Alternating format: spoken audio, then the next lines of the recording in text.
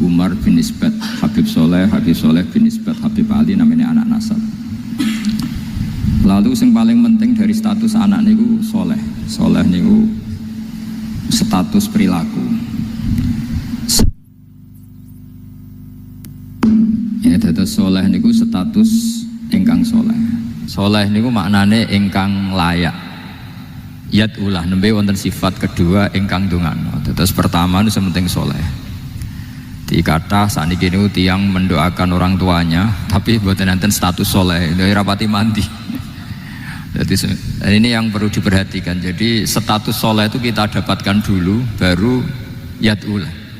Sekarang do menculot, anaknya do rapati soleh terus dunga saja ini rapati mandi. Nah ini Habib Ali bejo, anaknya dijinakno soleh, ya soleh tenan. Jadi ini pun ini nama merger nih, jadi soleh kamil.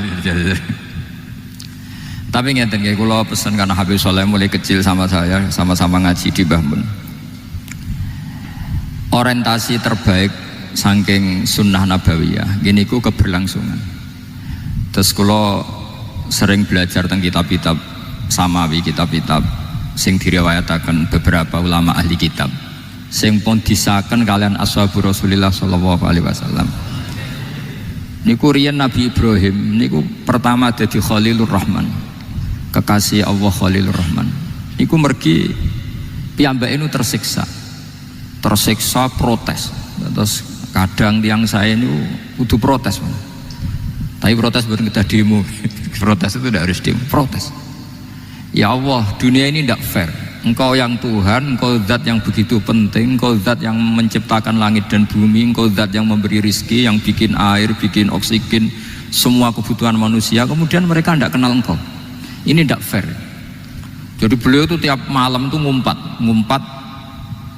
Ini enggak fair dunia ini. Engkau yang begitu penting mencipta langit bumi, Engkau begitu penting yang menciptakan air, menciptakan kebutuhan manusia. Kemudian mereka tidak kenal Engkau. Ini tidak fair. Ini tidak benar. Jadi sering marah gitu. Karena sampean nggak bisa bayangkan kan, apapun hebatnya presiden atau menteri atau rektor atau kiai, terus nang desa nggak dikenali statusnya, diundang le apa yang dile, itu gak keren belas.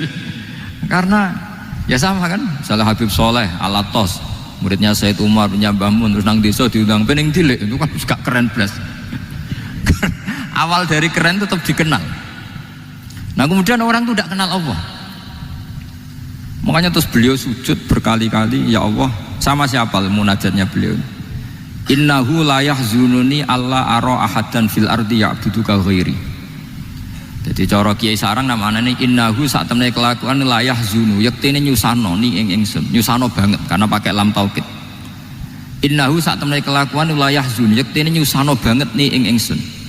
Apa sing nyusano an? Apa sedene kelakuan la ora ningali ingsun fil ardi ing dalam bumi. Ahadan ing wong suci ya'budu kang nyembah sapa ahad ka ing panjenengan ghairi saliyane ingsun. Ya Allah, sungguh saya sangat susah karena engkau zat yang begitu penting, kemudian yang tahu kalau engkau Tuhan itu hanya saya. Sampai ngenes gak misalnya ada orang melihat saya itu marhafid kemudian tidak tahu kalau beliau orang alim, sampai sebagai muridnya ngenes gak? Ngenes kan? Ada orang memperlakukan Mbah Mun tidak tahu kalau beliau seorang alim alama, kita sebagai santrinya ngenes gak? Ngenes. Lah ini Allah yang Tuhan, kemudian orang tidak ada yang memperlakukan dia sebagai Tuhan, bahkan nyebut saja tidak mau. Itu ketersiksaannya Nabi Ibrahim. Kalau kita kan tersiksa mergo ora di duwe, ora payu rabi, sing wis payu rabi ra iso wayo, ya gitu. Macam-macam kesalahan. Itu jadi apa, jadi wali itu sudah berat karena orientasinya agak tentang Allah tapi tentang diri sendiri. Ana sing susah proposale ragu ya Mas Akam. Macam-macam. Artinya Nabi Ibrahim itu orang yang benar-benar Khalil Rahman. Beliau tersiksa ini karena dunia dianggap gak fair. Masa Allah zat yang begitu penting kemudian mereka nggak tahu. Maka awal dari nubuah itu apa? Menaukan al-i'lan, mempermaklumatkan Allah di alam raya ini. Makanya nggak ada nabi kecuali memaklumatkan diri. Saya dulu awal-awal Habib Soleh mau nyai, saya bilang orang alim itu harus ngaku kalau alim, Habib juga harus ngaku kalau Habib. Yang orang miskin tidak usah ngaku, sudah konangan. Wong elek ora usah ngaku wis ketor elek. Sudah. Karena agama ini pertama yang menolong itu memaklumatkan. Sehingga pertama Nabi jadi Nabi dari Gua Hira, pertama apa? Cara saiki nggih kira-kira memaklumatkan. Tapi reso dibahasano jumpa pers. Tapi yang jelas pertama yang dilakukan Nabi setelah di Gua Hira apa? Memaklumatkan diri kalau beliau adalah Nabi. Sehingga dikumpulkan semua, terus beliau memaklumatkan diri kalau saya ini Nabi. Karena nggak ada artinya Allah kalau tidak dimaklumatkan. Makanya di Quran itu kalau menyebut Allah atau menyebut kebenaran selalu dimulai dengan kata fa'lam, harus dimengertikan. Kita ngerti kemudian mengertikan ke orang lain. Makanya saya sering dulu bilang ke Habib Soleh, nggak boleh orang soleh menyembunyikan diri. Karena nanti kalau orang-orang soleh menyembunyikan diri, sing zuhara ala wajhil ardi adalah sesuatu yang nggak benar. Coba misalnya gini, orang bisa terhibur lewat dangdutan, terhibur lewat maksiat. Sementara orang nggak bisa terhibur lewat Thala al-Badru alaina, Asyraqal Qanub Tihaja dan sebagainya. Maka orang-orang soleh adalah orang yang bisa memaklumatkan Allah, memaklumatkan Rasulullah, memaklumatkan Quran, dan supaya itu diterima. Karena awal dari orang terima itu tahu dulu. Nah ini tahu saja enggak. Makanya Nabi Ibrahim susah, ya Allah, engkau zat yang begitu penting kemudian tidak diketahui. Ini apa-apaan, enggak fair. Akhirnya Nabi Ibrahim diangkat sebagai Khalil Rahman untuk menaukan atau untuk memaklumatkan Allah Subhanahu wa ta'ala. Nah sebelum itu beliau dihibur, diterbangkan ke langit, ke alam malakut. Kamu susah ya, kenapa susah? Karena zat sepenting engkau kemudian tidak ada yang menyembah. Terus dijak ke alam malakut, ditunjukkan sekian juta malaikat, sekian ribu malaikat, semuanya membaca tasbih takbir. Ibrahim senang, oh ternyata sing seneng jenengan banyak. Loh, coba kalau kita punya kiai kayak Mbah Mun, semakin yang seneng banyak kan semakin kita senang. Kalau nggak ada yang tahu kan kita tersiksa. Makanya ini penting sekali. Jadi pertama agama ini seperti ini itu barokahnya dingertikan, dimaklumatkan. Saya ini orang yang humul itu menutup diri betul, kecuali bab ngaji. Saya kalau ngaji terbuka. Sampai saya tidak tahu apa ada yang streaming apa direkam, saya tidak tahu. Pokoknya saya satu-satunya saya mau terbuka itu pas ngaji. Dan saya pede karena dulu ngaji saya benar. Saya tanya Mas Akom, sebetulnya kalau sampean mau mulang terbuka bagus. Potensinya dua, konangan alimnya atau konangan. Ya resiko terbuka kan itu Pak. Konangan alimnya. Nah daripada potensi yang kedua terus nggak mau ngajar ya humul. Syaratnya wali ku humul. Oh, humul itu nggak menampakkan. Memangnya mau menampakkan apa kalau nggak bisa apa-apa kan? Jadi saya tidak tahu itu humul apa bagian dari pengamanan diri. Apa Mas?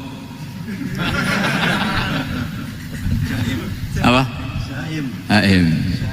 Jaga iman. Jadi Nabi itu pertama yang dilakukan apa? Memaklumatkan kalau Allah itu Tuhan.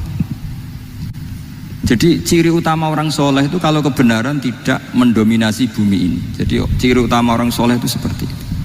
Makanya kenapa saya milih manhaj. Tentu Habib Soleh tidak harus niru saya karena antar orang alim tidak boleh saling mengikuti.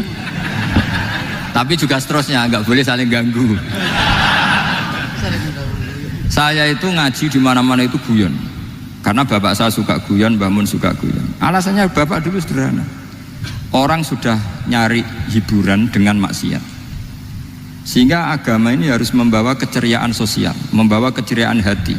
Karena Allah ngendikan kul bi fadlillah wa bi rahmati fa bidzalika falyafrahu. Orang tuh harus senang dengan kebaikan. Orang happy dengan Thala al-Badru alaina, happy dengan manaqibul akhyar, dengan fadhailul akhyar. Karena orang di sana sudah senangnya itu kalau ada maksiat. Nah sekarang agama dibawa orang-orang yang tidak menyenangkan juga. Ngaji teko wis merengut. Ada muridnya salah duduk marah, salah posisi meja marah. Lalu orang-orang kan mikirnya kan daripada ngaji dimarahin terus mendingan ndak. Makanya Nabi itu paling marah itu kalau satu kebaikan jadi problem. Mu'ad bin Jabal itu pernah ngimami lama sekali. Dan yang makmum itu akhirnya mufarokoh. Dulu belum ditemukan fikih, tapi orang ini sudah berani mufarokoh. Jadi ini termasuk mujtahid sebelum tahu Fathul Mu'in, tahu Wahab, dia sudah berani mufarokoh. Jadi sudah luar biasa. Karena bangsa ibadah yang agak-agak ngawur itu tanpa diajarin sudah pinter sendiri. Dia mufarokoh. Ketika dia mufarokoh, komentarnya Mu'ad, dia munafik, sholat belum selesai kok mufarokoh. Singkat cerita Mu'ad melaporkan itu ke Rasulullah. Si tukang penggembala ini juga melaporkan ini ke Rasulullah. Tapi apa kata Rasulullah? Yang Rasulullah itu yang bela, malah bela yang penggembala tadi. Afattanun anta ya Mu'ad, kamu itu tukang fitnah. Agama ini kalau kamu model begitu orang lari. Basyiru wala tunafiru, yasiru wala tu'asiru. Padahal ini baca Quran panjang, harusnya kan ibadah. Tapi karena ini menjadi problem sosial, orang menjadi tidak nyaman jamaah, itu sudah disalahkan Nabi. Karena tadi kalau agama ini jadi problem, maka masalah besar. Makanya sifat dasar Rasulullah apa khafiful maunah, biayanya murah. Makanya saya ngaji di mana-mana ya suka seperti ini.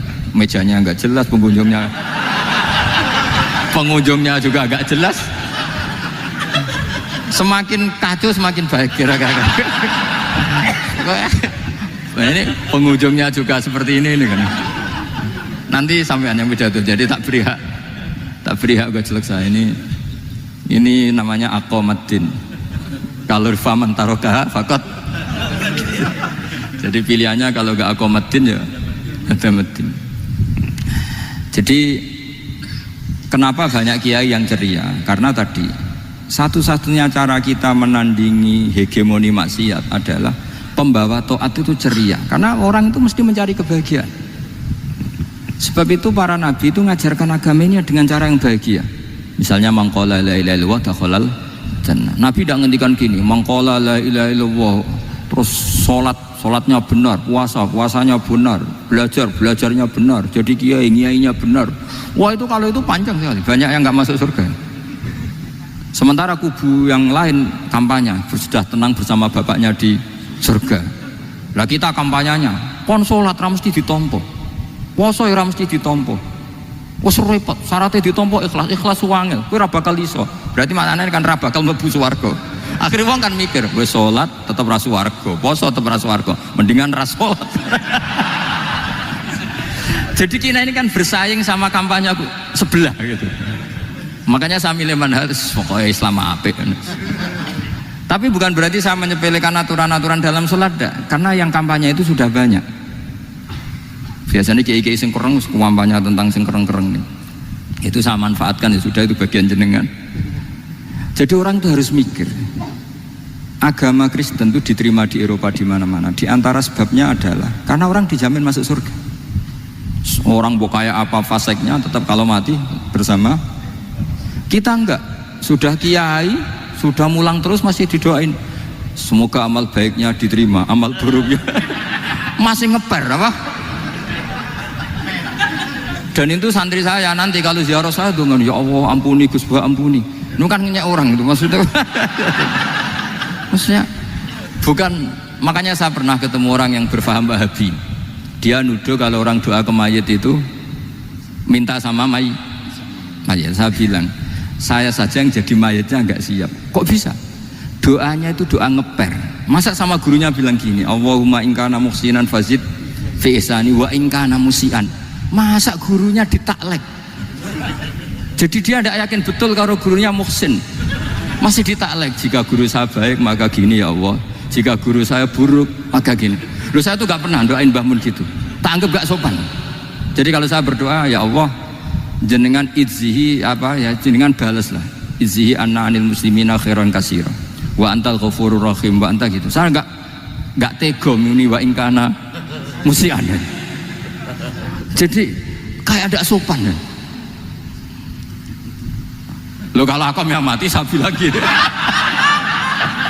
Tak balik malah ingkana musian, malah ada terusannya bahwa kadalik. Jadi makanya mereka kan sering pakai dalil. Andai kan tradisi itu benar, maka yang paling pertama melakukan itu sahabat. Selalu mereka berargumentasi kalau itu tradisi yang benar, maka pertama yang melakukan itu sahabat. Ya gak mungkin sahabat masa bilang ke Nabi ingkana, bisa kafir berat kan? Masa kesolehannya, lu andai kan Abdul Qadir wafat di mana ini ngomongin? Beduk. Saya tidak akan berdoa seperti itu. Oh bisa marah Abdul Qadir jalannya. Masa kesalahan beliau di ingkana musinan. sama ingkana musian. Jadi orang tuh harus mikir. Jadi saya dengan bukan berarti Gus Bak bid'ah menciptakan doa baru. Ini bukan urusan menciptakan. Orang yang punya sopan spontan seperti itu. Ini bukan urusan modifikasi doa Anda. Makanya kenapa para nabi itu tidak disolati dengan cara seperti itu, langsung assalamualaikum ya Rasulullah, assalamualaikum ya Abu Bakrin, assalamualaikum ya Umar. Enggak mungkin kita mengatakan ya Abu Bakrin, ya Allah ingkana. Masa Abu Bakar diingkana? Kalau dia, bukan kalau beliau ashabu Rasulillah, pasti orang Sayyid itu dzurriyyatu Rasulillah, pasti al-tahirin al-mutahhari. Guru-guru kita ini guru-guru kita. Jadi tolong doa itu. Nah, kalau terpaksa doa wa in kana musian, anggap saja hafalnya hanya itu, tapi jangan dijiwai, apa? Jangan apa? Dijiwai. Kalau ditanya, "Lho Gus, ini orang soleh kok doanya wa in kana musian?" Itu kan guru jenengan. Apalku ikut tok. Tapi ora usah dimaknani, apa? Karena sekali dimaknani nanti kan. Jadi ini urusan etika, urusan rasa. Saya teruskan ya, karena jadi saya mohon sekali, apa-apa itu ada aturannya. Ada aturannya. Ya tentu kita ikut masal saja. Semua selain Nabi, selain para wali kita nggak apa-apa. Doa Allahumma in kana musinan wa in kana musian. Tapi di hati kita sebetulnya ketika mengatakan in kana musian itu coro Jawa hanya rapalan. Rapalan itu ya sudah ngomong saja, tapi nggak usah apa? Nggak usah dijiwai ya. Yang dijiwai kita adalah sifat ghafurnya Allah, bukan status mayitnya, tapi sifat ghafurnya Allah. Karena kata musik itu kan nggak nyaman. Makanya Nabi itu hebatnya Nabi ya tentu karena bentukan Allah Subhanahu wa taala. Adabani Rabbi fa ahsana ta'dibi. Itu kalau nyifati tentang keburukan orang mukmin itu diikutkan sifat ghafurnya Allah. Jadi misalnya gini kalimatnya, liyukaffirawwahu anhum aswa'al ladzi amilu. Atau sebagian ayat misalnya wa yukaffiru anhum sayyi'atihim. Jadi sebetulnya kalau terpaksa mengatakan orang itu buruk, itu sebenarnya dari Allah dulu kita mengatakan Allah itu zat saking baiknya itu mengampuni salahnya seseorang. Jadi nyifati Allah dulu, Allah saking baiknya itu mengampuni salahnya orang-orang baik. Karena orang-orang baik juga manusia, Ustadz juga. Tapi lebih ke nyifati ke Allahnya. Kalau kita kan enggak, lebih tertarik nyifati mayitnya. Sehingga kita di hati itu mayit kira tak jalan sepuro tuntas kayak gitu. Jadi kalau di Quran tidak seperti itu. Jadi kita lebih mensifati Allah itu Ghafur, Afuwun Karim. Makanya seperti doa-doa kita kalau Ramadan begini, Allahumma innaka afuwun karim tuhibbul afwa, baru bakas fa'fu anna. Jadi ada aturannya. Meskipun ilmu ini agak jelimet, tapi bagi ahlinya ini ma'ruf. Kalau sampean nggak paham berarti nggak ahlinya. Jadi ilmu ini agak jelimet, tapi ma'ruf. Nah, sehingga Rasulullah kalau kita meyakini syafaatu Rasulullah SAW, itu cara berpikir harus kita balik. Misalnya begini, wong Islam nakale ngono, penggaweane maksiat kok disyafaati Kanjeng Nabi kurang penggawean. Caranya berpikir jangan gitu. Kalau gitu kayak mari mangkel, wong nakale ngono kok untuk syafaati Kanjeng. Tapi cara berpikir gini, syafaatu Rasulullah itu wasi'ah, luas sekali. Syafaatu Rasulullah ghairu munhasirah, tidak terbatas. Syafaatu Rasulullah itu lebih sakti ketimbang dosanya umatnya. Semua ulama dulu kalau nyifati Allah juga gitu. Allahumma misalnya maghfiratuka awsa'u min dzunubina. Ya, yang misalnya yang pakai mutakalim ya Allahumma maghfiratuka awsa'u min dzunubi wa rahmatuka arja inti min amali. Jadi jangan kitanya dulu. Kalau kitanya dulu kan nyifati kita dosa banyak. Itu sama ndak usah ngaku, sudah tahu semua. Tapi nyifati pertamanya apa? Allahumma maghfiratuka awsa'u min dzunubi wa rahmatuka arja inti min amali. Sehingga dari nyifati maghfiratullah yang wasi'ah, yang tidak terbatas, kemudian kita sah mengatakan bahwa ahlul maksiat pun mungkin atau berhak dapat ampunan. Sama syafaatu Rasulillah itu ghairu munhasirah, syafaatu Rasulillah itu wasi'ah, sehingga sahlah riwayat syafaati li ahlil kabair min ummah. Itu bukan menyangkut melegalkan kabirah, bukan menyangkut mengesahkan orang Islam dosa besar karena nanti dapat syafaatnya Rasul. Cara berpikir jangan gitu, nanti kamu mentasjek memberanikan orang melakukan maksiat berdasar iktimat syafaati Rasulillah. Itu jangan gitu cara berpikir, dibalik apa? Syafa'atu Rasulullah ausa'u wa ausa'u, sangat luas, sehingga saking luasnya sampai yang tukang maksiat saja kebagian. Sama rahmatnya Allah Ta'ala itu wasi'ah, rizkinya Allah ya wasi', sampai wong nganggur ya iso mangan ngono. Nah begitu juga rahmatnya Allah Ta'ala itu wasi'ah, sampai wong sing sumpek utangnya akeh ya iso guyu.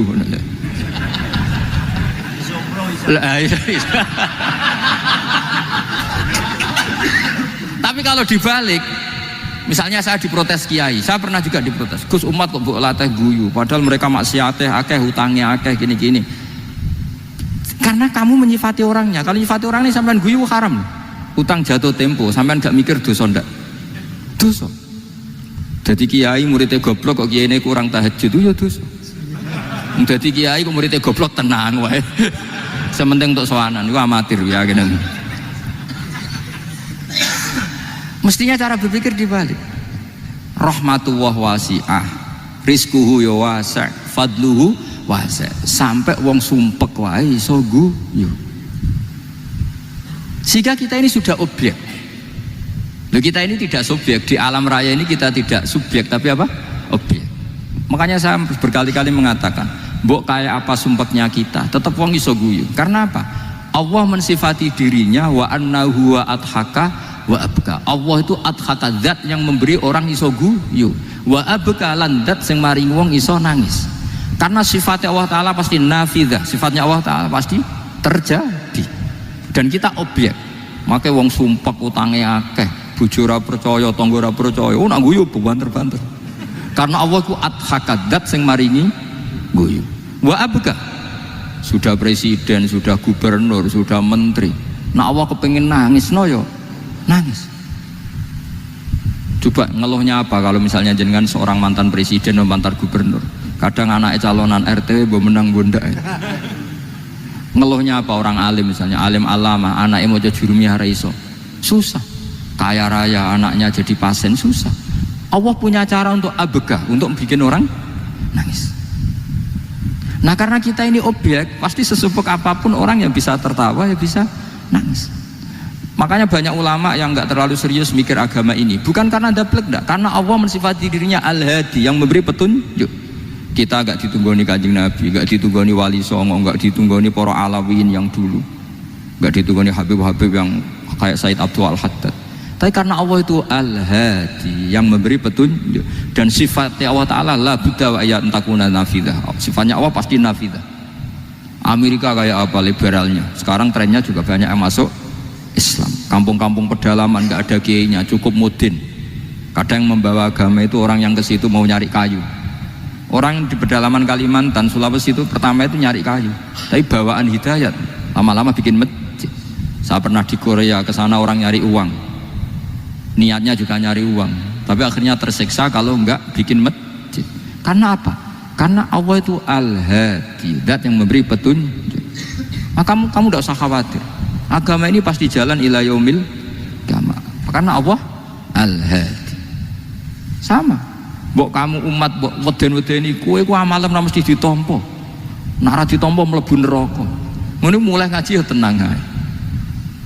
Tenang, santai. Bahkan kadang bilang gini, Pak Yai tadi gak bener. Masa ngecap orang mlebu neraka? Kita yang masyarakatnya gak tahu pintunya. Pak kayaknya tahu pintunya. Karena orang itu punya cara. Loh ya betul. Orang Bedui itu kalau ngaji sama Nabi itu lebih unik timbang yang soleh, timbang yang pinter. Sehingga banyak ilmu itu ditemukan dari orang Bedui. Karena cara berpikir itu aneh. Kalau orang soleh, orang waras kan berpikirnya ada aneh, standar. Jadi orang Bedui itu aneh. Pernah suatu saat Rasulullah itu khutbah cerita kiamat. Wah dahsyatnya kiamat kayak apa. Semua orang diam nangis semua. Orang Bedui enggak, lebih cerdas. Ini Nabi itu aneh, cerita kiamat kok udah ada tanggalnya, ini gimana? Orang nangis semua karena dahsyatnya kiamat kayak gitu. Bumi dihancurkan, wus. Pantas sudah nangis dewi-dewi. Ya ono sing nangis pabrik banyune macam-macam ya. Ini kalau kiamat gimana ini perjalanan air kemasan saya kan orang mikir mikir dewe-dewe gitu. Tapi ini enggak, orang Bedui cara berpikir tuh enggak, malah ya Rasulullah mata sa'ah, engkau itu cerita kiamat tapi enggak jelas tanggalnya. Kalau cerita kiamat ya harus jelas dong kapannya. Jadi unik. Jadi cara berpikir sahabat kaget semua loh, kaget karena enggak kepikiran. Nabi a'radu anhu, a'radu itu mengabaikan. Banyak sahabat yang menganalisis lam yasma kan. Nabi memang enggak dengar sehingga mengabaikan. Ada yang analisis lagi sami'a wa kariha, sebenarnya Nabi dengar cuma enggak berkenan karena tengah-tengahnya khutbah kok tanya. Tapi si Arabi ini cerdas, masuk akal kan. Misalnya mau pilihan presiden, orang mesti tanya kapan kan gitu. Ya kan, mau ganti presiden atau ganti bupati, takarnya orang kan kapan. Kayak Mas Akom jadi wali ndak, pertanyaannya kan kapan. Kalau jatuhnya kan sudah ya.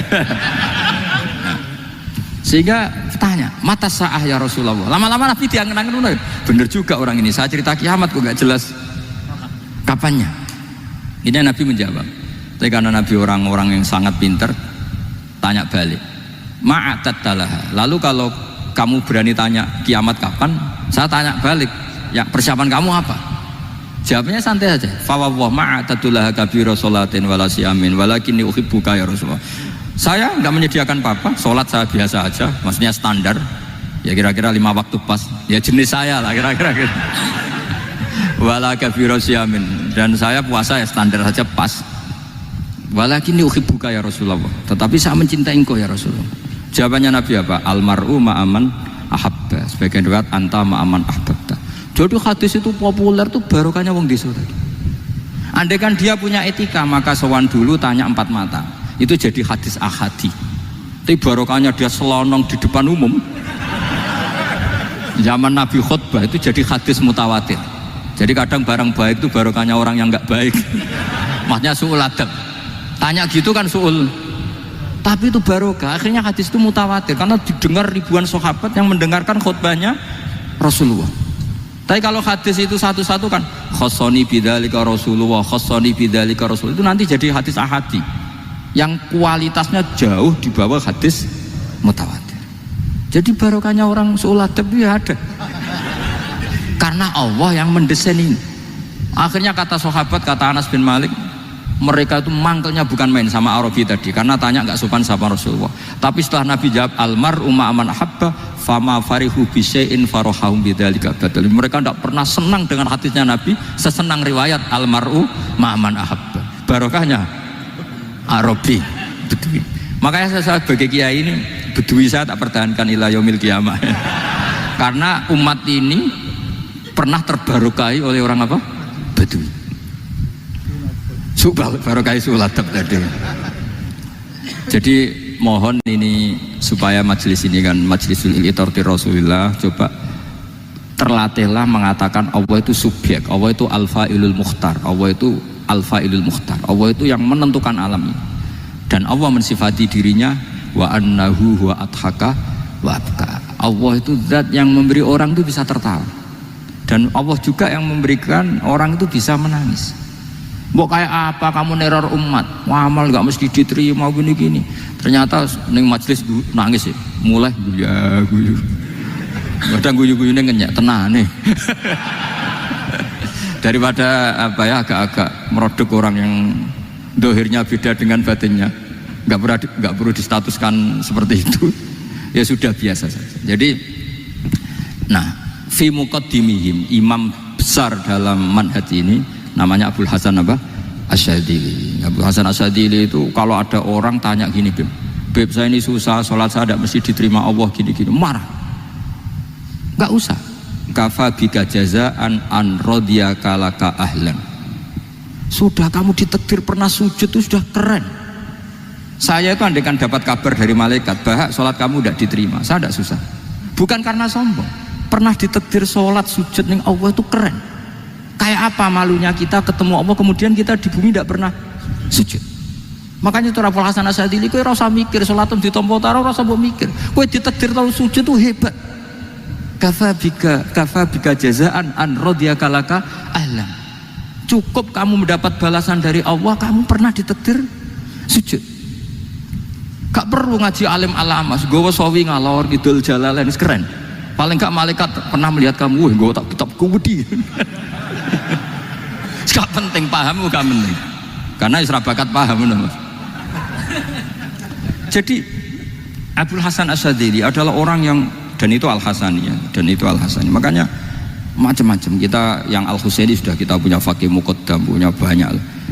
Di Al-Hasani yang paling populer diantaranya adalah Abul Hasan Asyadzili. Beliau tuh kalau ngendikan sesuatu itu positif terus. Termasuk itu ketika ada orang resah, sholat saya diterima ndak, kata beliau, wes yang sempurna, ditakdir tahu sujud. Saya itu sebetulnya kadang-kadang miris, wes sholatku tompo ora, tapi saya sangat sadili, sangat sadili. Saya nggak pernah berdoa ya Allah ibadah kami jenengan terima ndak, karena takut kalau doa gitu keterusan itu terus ditompo ora, akhirnya keterusan gitu, akhirnya ngenes. Masa orang pernah sujud ngenes? Lama-lama gini setan masuk, apa artinya saya sujud ternyata gak diterima. Lu wong kawula kok iskal tentang pernah sujud. Itu kan ibarat gini, kamu ngasih uang sama orang tua kamu, misalnya Habib Soleh ngasih uang Habib Ali, terus apa artinya tak kasih, kemudian beliau tidak terima kasih, itu kan lucu. Terima kasih tidak terima kasih, seorang anak ngasih orang tua itu keren. Makanya saya bangga dengan Habib Soleh ketika beliau mengumrohkan Habib Ali, sudah mendaftarkan haji Habib Ali. Nggak usah mikir diterima apa enggak, wes keren, itu sudah perilaku yang keren, yang hebat. Makanya saya sering ada orang mau cerai tanya saya, Gus saya ini cerai gak, istri saya kurang ajar gini. Gak usah, tapi bojo kula judes. Uang di bojo itu wes keren, paling gak kowe ra darani jomblo.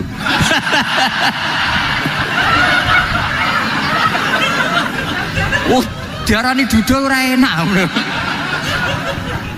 Wes luwe sabar di diarani duda mek diarani bojo judes.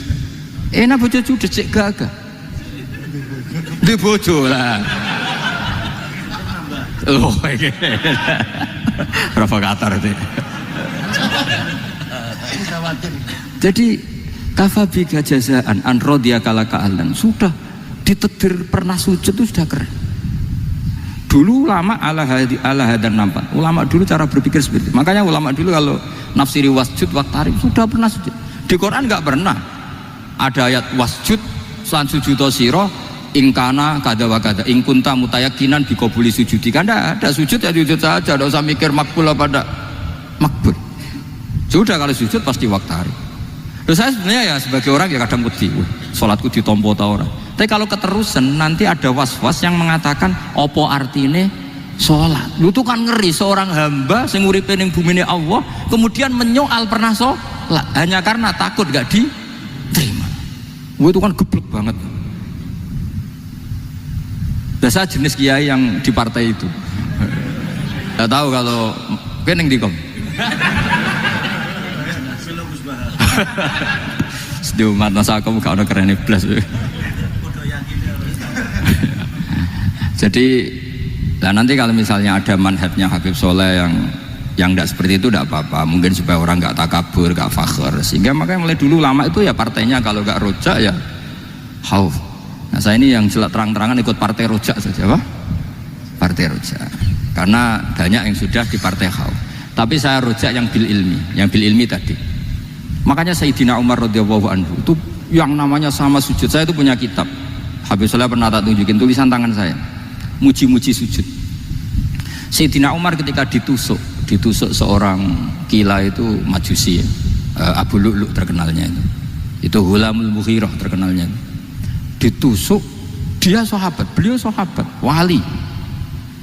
Jadi nusuk Umar tuh kayak apa? Nusuk Mas Akom aja dosa besar, apalagi nusuk Umar. Itu ketika ditusuk, dia itu ya punya dendam, namanya manusia itu punya dendam.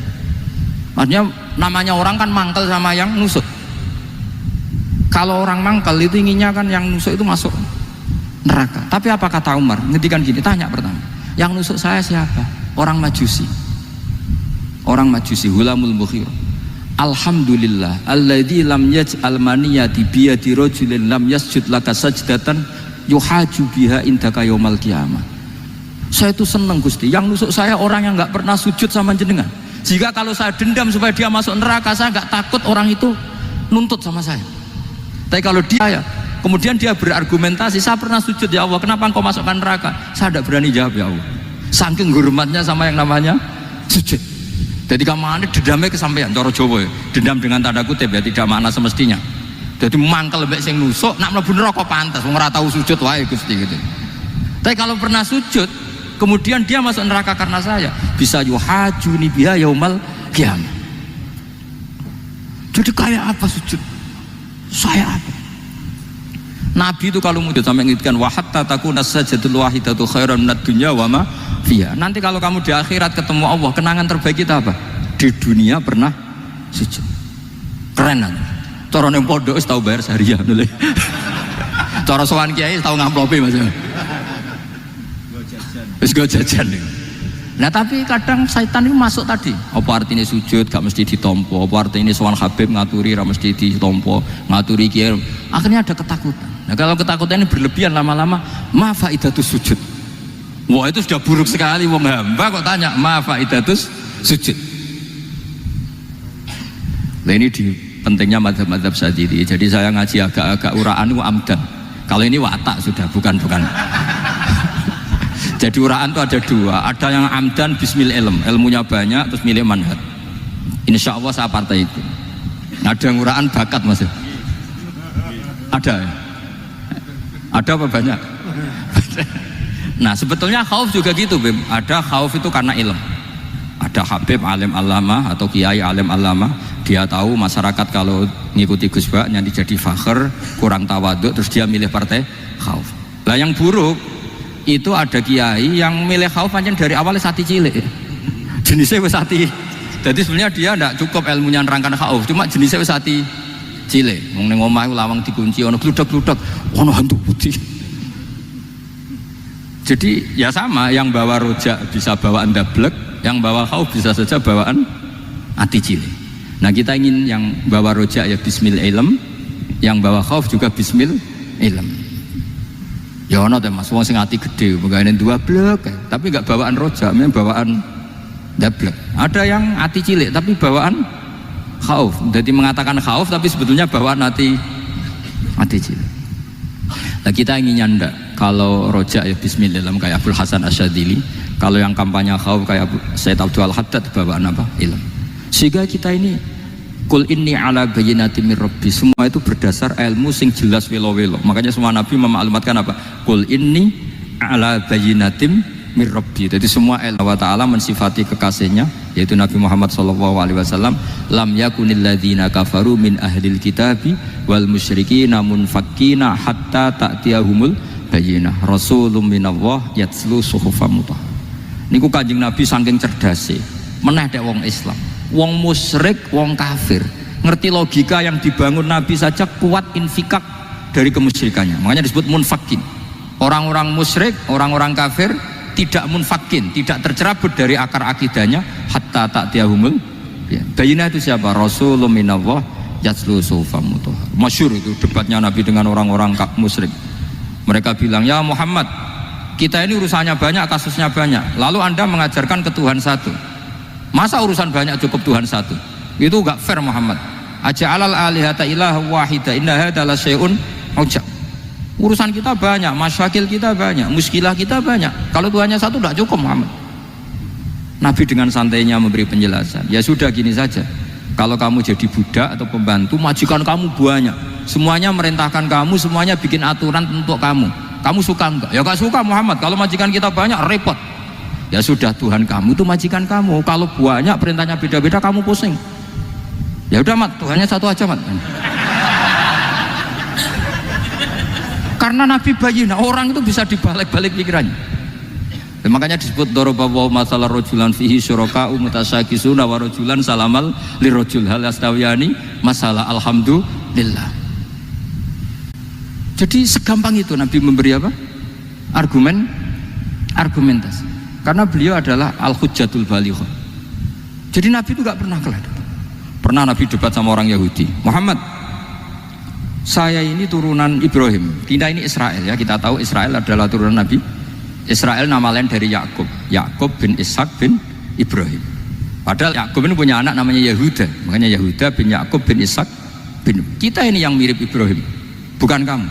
Tapi orang Yahudi itu nggak apal nasabnya, sehingga mereka bilang kita ini saking baiknya Ibrahim saja pengikut kita. Terus digojlok oleh Nabi, Ibrahim itu buyute Yahuda. Makanya digojlok, ha antum haula'i hajatum fi ma lakum bi ilm falimatu hajuna fi ma laysa lakum bi ilm. Kita adu debat itu sudah ilmiah, kenapa kamu menjadi tidak ilmiah? Kenapa Muhammad? Terus Allah menurunkan wa ma unzilatit Taurat wal Injilu illa min ba'di afala ta'qilun. Artinya gini, kalau Ibrahim dikatakan Ibrahim Yahudiyah, itu sama dengan saya berkali-kali podo karo sampean misalnya ngendikan Mbah Zubair itu pengagumnya Gus Roji misalnya. Padahal Gus Roji bin Ubab bin Maimun bin Zubair, misalnya Gus Roji bin Kiai Haji Ubab bin Kiai Haji Maimun bin Kiai Haji Zubair. Nah Ibrahim itu kan Yahuda bin Yakub bin Ishak bin Ibrahim. Terus mereka bilang Ibrahim itu pengikut Yahudi. Itu kan kebalik-balik. Kayak Habib Hasan itu pengagum Habib Soleh. Kan Habib Hasan rohnya ini gimana, ini sih mbahnya kok dianggap. Nah sehingga orang Yahudi ketika Nabi berdebat beda dengan Nabi Muhammad SAW. Ketika ditanya kenapa kamu yakin agama tauhid, millata abi, karena ini agama nenek moyang saya, millata abikum apa? Ibrahim. Jadi jelas akhirnya orang Yahudi ngerti. Ya kan sama dengan mengatakan tadi Pak Karno itu pengagum Puan Maharani, kan aneh gak kalimat itu. Mbah Hasyim Asy'ari itu pengagum Gus Dur, gak lucu. Itu debat. Jadi Nabi itu orang yang bayinah itu kalau menerangkan kebenaran itu bahkan orang kafir pun bisa infikak, bisa munfakin, tercerabut dari akar kekafiran. Nabi itu mudah sekali merubah logika. Makanya di Quran sering ada kata aro'aitum, karena memang tadi. Nah saya mohon apapun pilihan anda rojak kayak Abul Hasan Asy'adili tadi, ketika orang resah sujudnya diterima apa enggak, sholatnya diterima apa enggak, beliau bisa berargumentasi betapa pentingnya sujud. Wes sajong kowe iku kawula, tahu sujud iku keren. Itu pertanyaan pertama. Dia pernah sujud enggak pernah. Andai kan dia pernah sujud, maka saya tidak berani masukkan dia masuk neraka. Takutnya dia protes sama Allah, ya Allah saya pernah sujud, kenapa harus di neraka?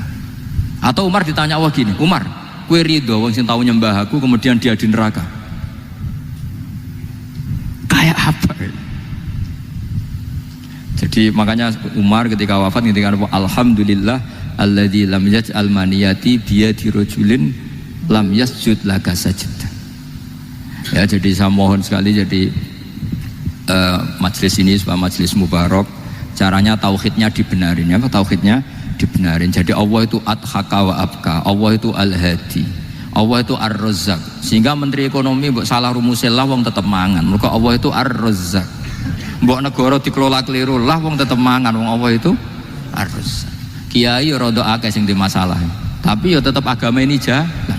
Lho andai kan syaratnya agama ini kiai ini bener, wah ya repot. Kowe iso bayangno masakom bener terus.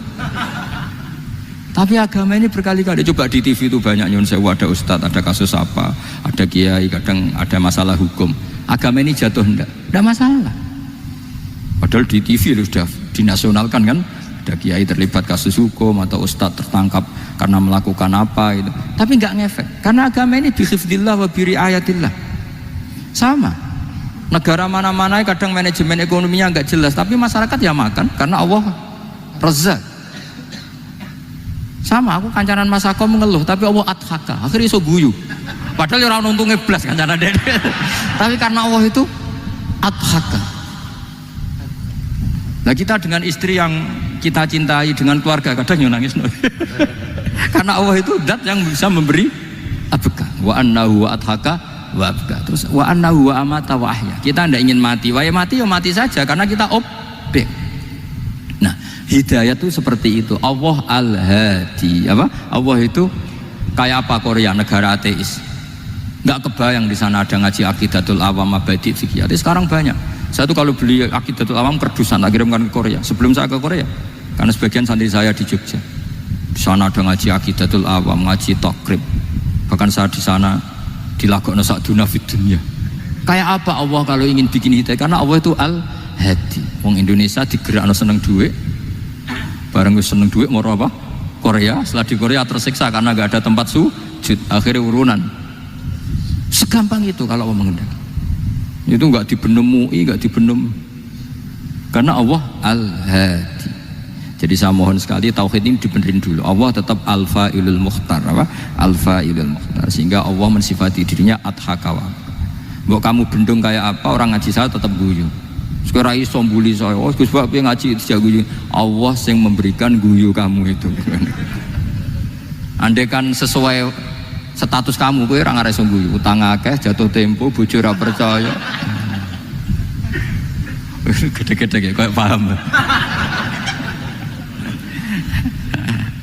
Ya, jadi ini tak isyatkan jenengan. Saya ini tadi bawa kitab Fathur Rahman di Thalibi Ayatul Quran, mau tak kasihkan hadiah ke Sayyid Umar Hafid sebagai penyempurna karena beliau sudah Al-Husaini. Semoga ini dapat barokahnya Al-Hasani. Ini dikarang oleh zurianya Abdus Salam bin Masis. Abdus Salam bin Masis adalah guru dari Abul Hasan apa? Asyadili. Jadi kita tahu Sahibul Hikam Ibnu Athaillah As-Sakandari muridnya Abul Abbas Al-Mursi.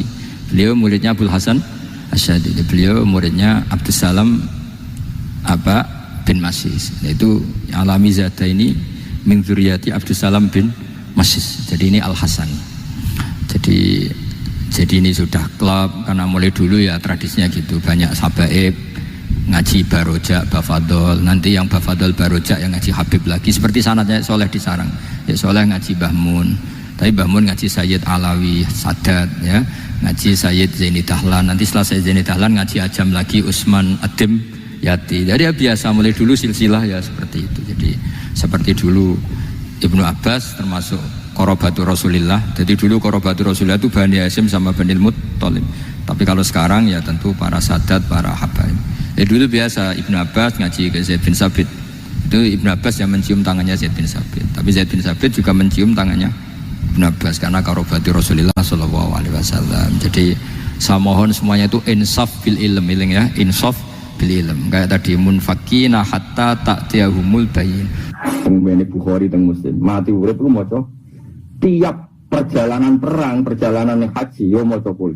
Sesuk bacaan iku mangkel. Mangkel iki imam ora kreatif blas. Amin maca apa? Kul. Sesuk dilaporno, ya Rasulullah, imam itu harus engkau ganti. Kenapa? Mergo mati urip mas napa? Kul. Ngene ana imam amin kul wong alim alama. Selain apal liyane paham ya. Jadi kombinasi ikhlas mek gak apal apa? Ya. Wes walhasil ditimbali bae Rasulullah. Kenapa engkau selalu baca kul? Alasan apa? Umatem yo do komplain. Perkarane kowe iku nak surat sampean maca napa? Jawab apa? Li annahu sifatur rahman. Karena kul niku barang bahas sifatnya Allah. Fa ana uhibbu. Maka saya seneng. Jadi Quran sak Quran mau nerangno sifatnya. Nak liya-liyane kan kowe maca Quran itu kepentingan. Qul a'udzu birabbil falaq min syarri ma khalaq. Gusti lindungi saya dari yang gawat-gawat. Terus nyebut min syarri ma khalaq. Wa min syarri ghasikin idza. Kowe itu kepentingan ta ora? Enggak jawab ya, Pak. Duwe. Qul a'udzu birabbil nas itu kepentingan ta ora? Tapi nak qul huwallahu ahad iku mau nyifati sifate Allah. Mulane kula seneng Gusti. Mulane darani surat Ikhlas. Ikhlas maknane jujur, ikhlas. Mergo mbok waca tanpa kepentingan. Tapi nak kula a'udzu bil falaq kan ampun kena santet Gusti, ampun kena itu kan nang pengaran arang-arang terus pangeran kon manitiani napa ngidungi kowe kon apa santet. Nah karena kulhu itu murni namung nyifati Allah, kula seneng. Akhirnya Jibril teko ngandani Nabi untuk wahyu kandhani umatku iku aku seneng begini. Jadi mergo dhewe seneng kulhu. Akhirnya imam masjid alhamdulillah. Iku alim alama. Plus rapal liyane mana bener terawih ini. Angger alhaqum takasur pasangan niku. So nanti tanggal 3 cilik-cilik. Pak, kenapa itu kalau terawih kok kulhu terus? Kena yang keempat. Tapi aja tenan iki. Kula niku bangun di sakniki mboten nate lali maca kulhu gara-gara niku. Maca kula a'udzu birabbil falaq ya apik yo perlindungan pangeran, tapi urung-urung wis nglibatno pangeran, Gusti kula nyuwun tulung ampun ngantos terjadi min syarri ma khalaq. Tapi nek muni kulhu kan mboten. Ayo ke maca surat apa? Enggak ana kepentingan. Allah iku sapa? Allah iku zat sing uji budak wa tadai. Nek ana wong donga disembadani. Maknane ya aku lah ya disembadani. Kepentingan apa? Pemene Ghafurur Rahim mbok waca-waca. Maknane wis dosa kula katalah tapi iki disepuro Gusti ngono. Ngono sifate Ghafur jenengan nganggur. Tetep ngono. Pikirane tetep ngono. Nek aku bukan boten. Katakan Allah iku kita. Allahus somad lam yalid walam yakul lahu kufuwan ahad. Terus iki jenengan kula ijazahi. Kula sering dijazahi ulama-ulama. Sama nama maca kulhu iku perhatiane lafaz ahad. Ahad tengene kulhu pinten? Kul huwallahu ahad. Dalil pinten? Wonten 5. Dalil tengene kulhu pinten? Kang sami. Kul huwallahu ahad. Lam yalid walam yulad walam yakul. Sekarang apa ini? Dalil tok lho. Kul huwallahu ahad. Somad lam yalid walam yulad walam yakul lahu kufuwan ahad. Dados Quran niku wis unik. Dados dalil huruf qalqala niku disebut 5 kali dalam napa? Dalam kulhu. Mulane riyen wong nak nijazahi iku golek merah delima. Iku maknane wali songo dhisik golek surat sing dalil ku 5. Nah santri-santri golek delima sing abang. Akhirnya nganti golek akeh no. Kula niku asline iku ya ape protes. Tapi sing kebodhone sok pinter dhewe kula niku yo agak agak pati anak kiai dadi rapati ro ijazah ini nak kula ro dadi dhisik iku maknane merah delima golek surat sing dalil iku. Terus diartekno harfiah golek akeh merah delima. Safir akeh kiai kebodhon angger wong muni duwe merah delima sing asli. Sule nganti ngentekno dhuwit tetep ora. Tapi itu ya sok suci wong kebodhon iku wayahe nek wayahe iku ya ono wae wong kebodhon iku iso perkara wedoan, perkara merah lima, perkara multi level. Kebodhon iku macam-macam. Paham ya? Terus unike kul wa ahad niku ngangge kaidah bilisanin Arabi mubin ngene ngeten tak wari sampean kaidah.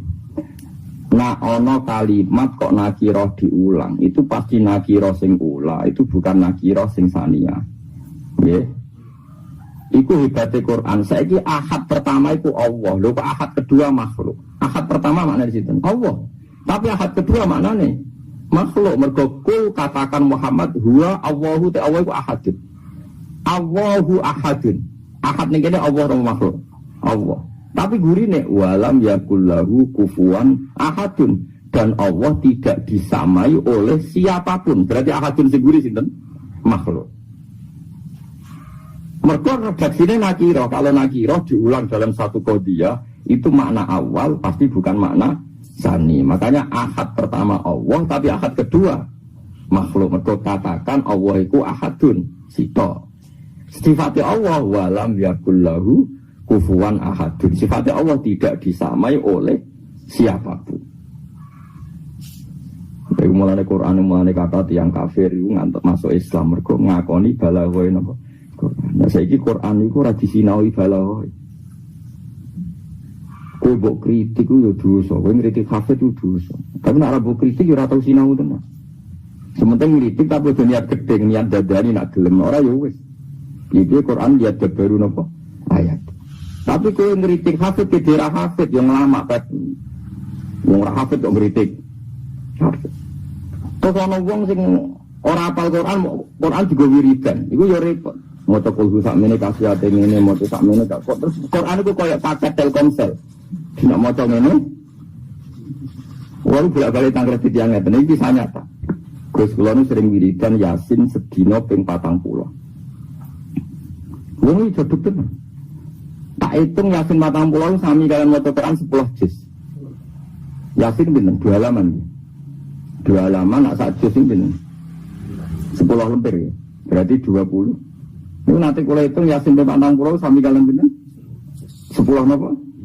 Minta takok ila kena apa kok ngono. Yo terus kasihate ngene. Kula nate baca cerita tiyang sing wiridan ngoten niku di hari terakhir pemerintahan tahun. Iku pintu kamar kebuka nganti dekne iku iso mlaku tok wali songo. Saat itu juga. Jaduk pokoke hasil natijah ini jaduk. protes lho. Jenengan ora ngarai iso ngono, ya ora kepengin. Aku nak ketemu Jibril yo men diwel-wel. Lah piye Gus? Lah Quran niku 114 surat, mbok kowe mbok ringkes dadi sitok. Mereka mau dadi apa?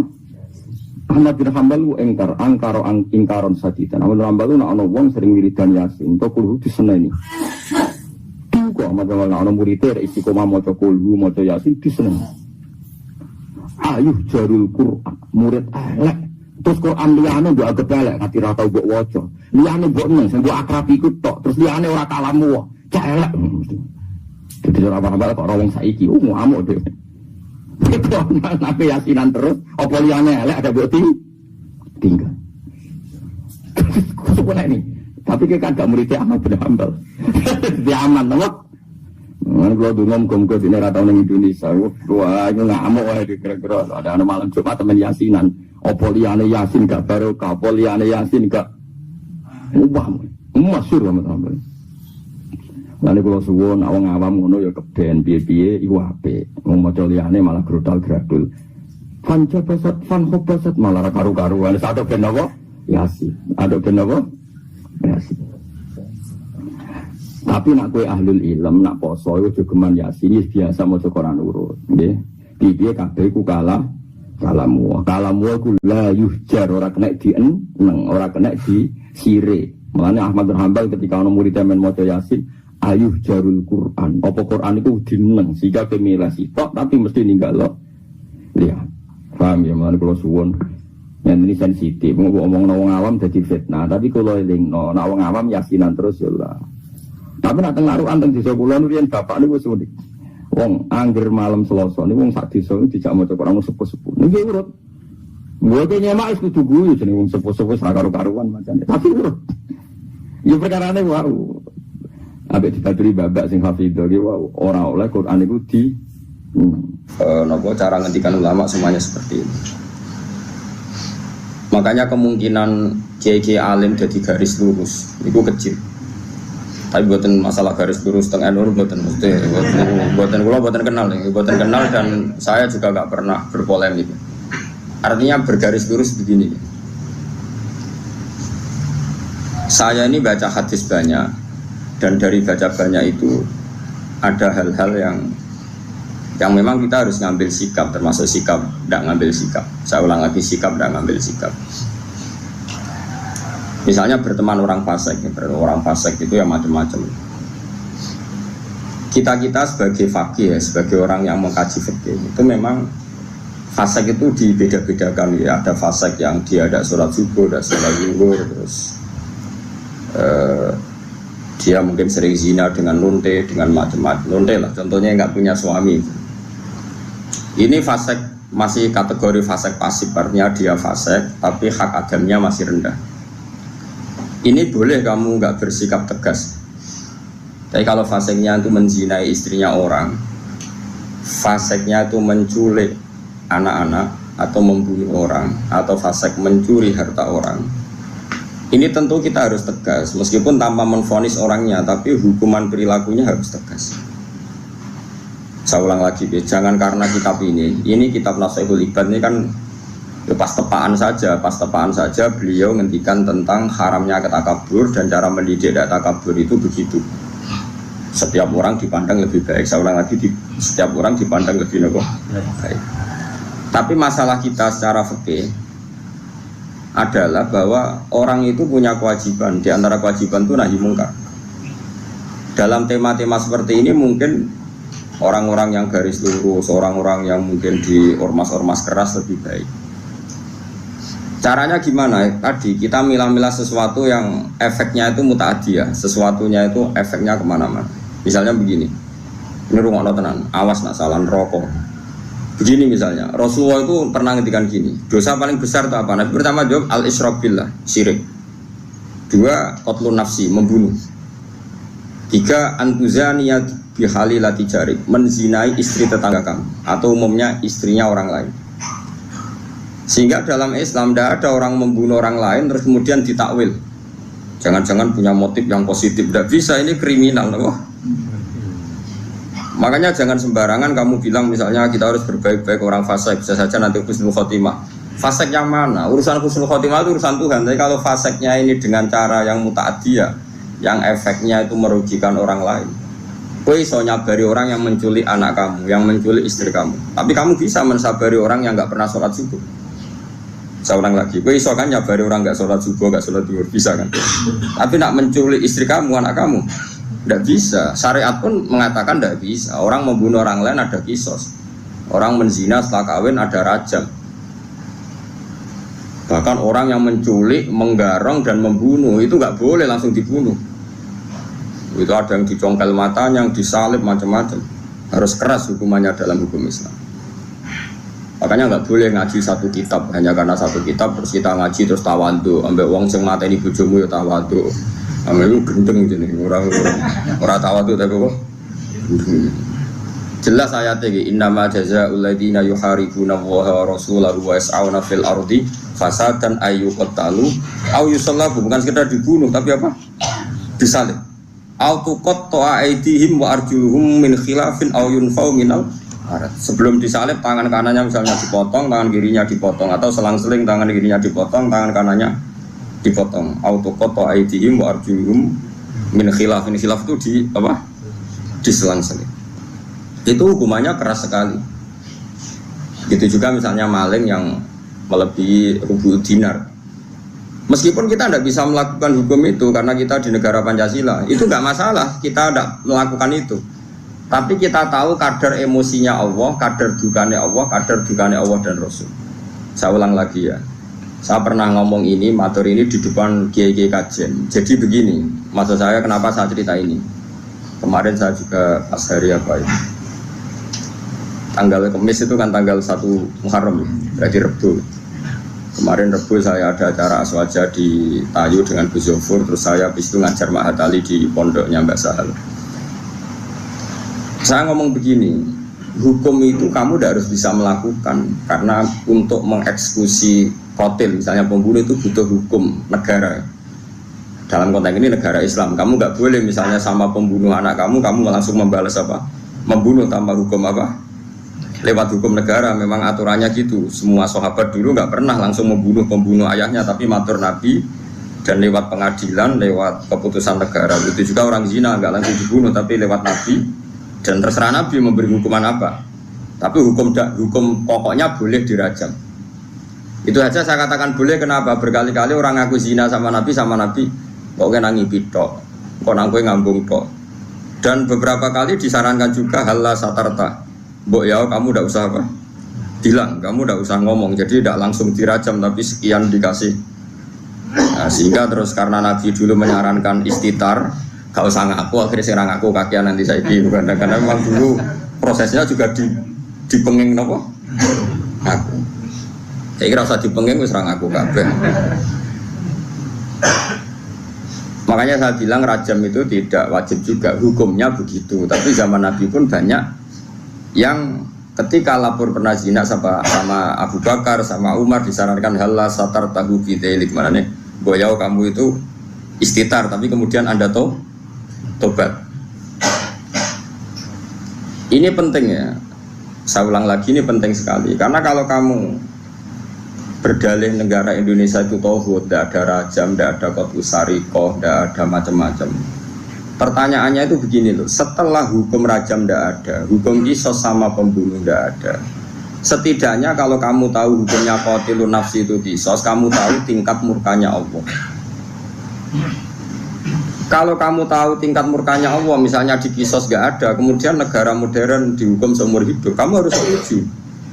Tapi dihukum seumur hidup ini kamu bukan setuju karena itu pengganti qisas. Saya ulang lagi, pengganti apa?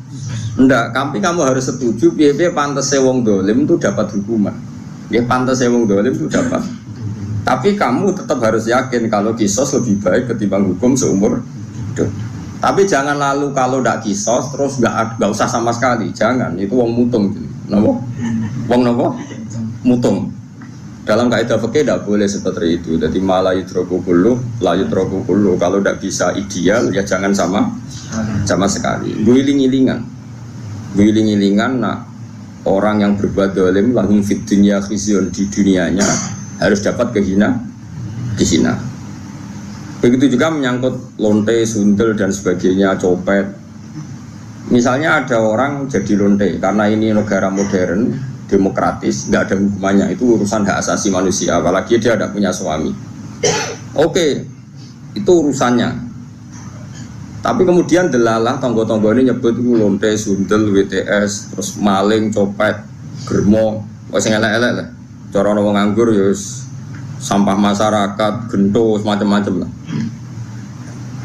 Itu meskipun kita yang kiai, saya ulang lagi kita yang kiai kan bobo soleh tenan memang nak ngomong terukur manane sing wis ngomong lonte akeh segene bobo menang sehingga kita kecelok cangkem apik.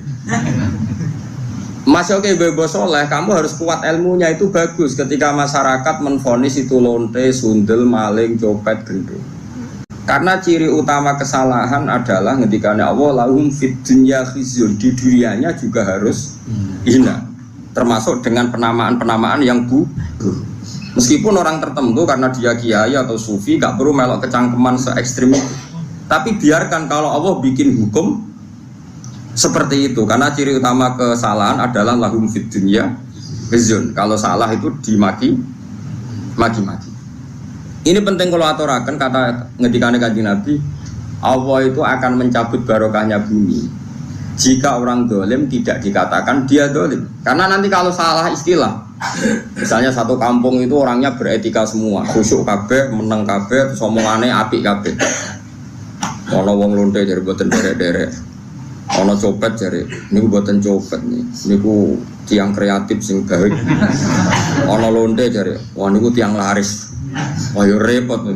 Jadi lonte laris, jadi niku tiang laris. Dari orang di kaya dhisik ana ide lonte dibasakno wanita harapan. Kan yo dadi repot. Makanya saya pernah bersaksi betul, ini saya berhadapan-hadapan. Ada orang yang aid karena free sex ya, bukan aid karena kecelakaan bekasnya jarum atau bekasnya gigitan atau apa, pokoknya karena benar-benar free sex ya, seks bebas ngawur. Ada dokter itu konsultasi sama ulama. Kemudian saya pas di situ ada beberapa ulama, ada beberapa kiai pasti. Si dokter tadi orangnya sangat nasionalis ya, dia ada kepati mikir loh pentingnya agama. Dia tanya, Pak Kiai sekarang kedokteran baru nyari obatnya aid gini-gini dan kita ikut terlibat penelitian gini. Dia bangga sekali menceritakan ikhtiar untuk mencari obatnya aid. Kiai ini terkenal ramah sekali, terkenal sopan, terkenal gak pernah ngedikan keras. Tapi di luar dugaan saya pun tidak pernah menduga kalau Kiai tadi jawabnya gini, wong zina sak karepe dhewe wong maksiat, pangeran kepen ngukum sampean kepen ngobati. Ono nak sampean kepen nantang kersane pangeran. Oh nangis dokternya. Dia gak ngira kalau kiainya jawabnya seperti itu. Sama orang copet itu kan merugikan orang banyak, gawa bojone wong zina merugikan orang banyak. Kemudian masyarakat kita sudah menghukum dia sundel, dia copet, nak menotobat. Setidaknya ini gak jadi karakter yang dimaklumi. Kalau perilaku ini dimaklumi kan malah repot kita. Anak kita zina tidak merasa salah, istri kita, saudara kita, karena merasa di situ gak diperlakukan secara sinis. Barokahnya diperlakukan secara sinis kan lumayan, ada ketakutan. Paham ya? Nah seperti ini ya biarin Allah bikin hukum lahum fid dunya khizyun, di dunianya pasti ada unsur hina, entah kadarnya gimana itu terserah pangeran. Misalnya kalau orang bodoh jadi imam, motornya surat sih lah di Fatihah, terus dikeluarkan dari masjid, mau bodoh jadi imam keben. Nak rata ono kejadian itu orang bodoh-bodoh pede, terus imami nyanyi Indonesia Raya kan yo repot. Paham? Jadi kita ini harus mikir juga. Mergo masyhur itu. Ana wong saking bodhone iku mau belajar fikih, kok fikih kabeh ana khilaf. Bareng dene mondok Mekah, nek Mekah mau dolanan tok. Tiap takoki masailul fikih disebut fihi qaulani. Ini ada dua pendapat. Wong pertama ngirane alim kabeh. Wong kok kabeh roh iku ana khilaf. Terus ana sing mangkal takoki. Mbah, hukumnya demenan fihi qaulani. Berarti sarap. Barman demenan kok fihi. Kalau tadi demenan dan rokok ngawur, demenan itu hukumi fihi. Kau lah, kau dene itu mau latihan ibu-ibu alim, alim tapi ibu-ibu. Faham ya? Sehingga dalam banyak hal misalnya riba, saya tidak mengatakan bunga loh, riba. Riba itu dengan bunga itu kadang sama, kadang enggak. Pokoknya riba. Allah jelas ngendikan, jika kamu tidak meninggalkan riba, maka fa'dzanu biharbin minallahi wa rasulih. Kamu harus beri pengumuman kalau orang yang riba itu sama dengan memusuhi Allah dan Rasul dan menantang perang. Jadi fa'dzanu biharbin minallahi wa rasulih. Harus jelas. Paham ya? Terus kalau suwon kayak ngerasani itu hukumnya haram. Tapi Allah ila yaumil qiyamah apa gawe wong ngrasani itu banyak. Mergo nek gak ono ngrasani iku wong maksiat ku yo penak, ora ono pengadilan sosial. Ora ono pengadilan apa? Sosial. Tapi nek ono sing ngrasani kan ini jadi kontrol. Dia jadi apa? Kontrol. Nggih, misalnya no hamil di luar nikah. Nah, ini produk gagal. Oh, kenapa rabi ke susu lah, kena kan akhirnya satu keluarga malu, terus mereka yang belum kena di komitmen jangan kena supaya tidak malu di depan masyarakat. Ini barokah sekali pengadilan seperti ini. Nah, untuk yang kiai, yang imam masjid, sing kecelok khusyuk, tokoh masyarakat, mereka itu gelar tokoh rujukan, ya kudu bebo cangkem apik. Si bebo tapi kejo tenanan. Kamu harus tetap membiarkan cangkem-cangkem elek ini berkeliaran karena ini pengontrol, apa? Tapi gue mau kiai kecelok serbana, jumatan minyakan terus tanjur apa antas melok cangkem elek. Si bebo khusyuk, bebo anteng. Tapi kayak kudu dukung, no? Pergerakan cangkem apa? Elek. Jadi kita trik jadi kiai alim, paham ya? Enggak ya kayak bebo, no? Bebo kayak pulau, pokoknya sementing, pokoknya kayak pulau nanti, kudu anut. Lha pancen ngoten. Kalau ini termasuk matur teng aswaja teng tayu matur ngoten. Rasulullah itu unik, figur yang unik. Misalnya begini. Mustafa kok mati ngombe Mustafa ora pantes ya. Apa? Zaid gak pantes. Zaid itu wong saleh ya akeh padha wae. Pokoknya ana wong mati mergo oplosan. Nah, elek wong matine mergo. Kulo nate ngalami. Mati mergo ngombe oplosan. Kadang-kadang nunggu ya soleh, kadang bayi soleh malah majelis taklim, putune kurang ajar, ngombe oplosan mati tenan ya, mati ra urip nih. Walhasil rame, piye jelas mati ini gua oplosan, wong seksine ada dan komunitas grupnya ada, ono sing setengah mati, ono sing mati tenan. Ya terus kemudian ada yang tanya saya, Gus, kampung saya ngalami seperti itu, saya ini kiainya di situ. Sebaiknya saya nyolati apa enggak? Tak takoi, itu termasuk kitab tak ada di situ. Paling top, Gus. Maksudnya kata orang-orang saya ini kiai induknya. Segini aja, sapam-sapam ngono atau wong-wong petani biasa itu konsolat, itu 5 tak 6 gue syarat. Sing gue rasul. Nggih sing gue rasul. Ayo kayak kitab, napa? Begini logikanya begini, ini rumah tenan, awas nak salah rokok. Janazatu muslim. Ini saya ngomong di depan para kiai ini penting saya aturkan, bukan karena saya sombong. Ciri khas kebenaran fikih adalah diomongkan di depan banyak, kemudian dikontrol ahlul ilm. Kalau ahli ilm nanti tawatur setuju ini biar jadi hukum konsensus. Kalau enggak biar dibatalkan, bahwa Gus Pak kemarin sesat menyesatkan, biar dibatalkan oleh kiai-kiai itu. Paham ya? Makanya statementnya orang alim harus di depan para orang alim. Enggak boleh hanya diomongkan santrinya saja. Nanti kalau salah kan santrinya enggak berani. Makanya saya itu malah pede. Kalau saya malah kebalikan. Saya itu kalau matur di depan kiai kajian, misalnya ada acara mudan, kiai kajian rawuh semua, saya malah pede. Pikiran saya anak salah, no saya kontrol. Aku rapede malah mulang di sini. Salah ora konangan, bener ya. Orang untuk penghargaan, jadi sudah enggak. Jadi biasa. Ya, tapi kan ibadah, ya, ngulangin ibadah. Begini logikanya. Ini kalau matur bolak-balik, saya ngaji di mana-mana matur ini.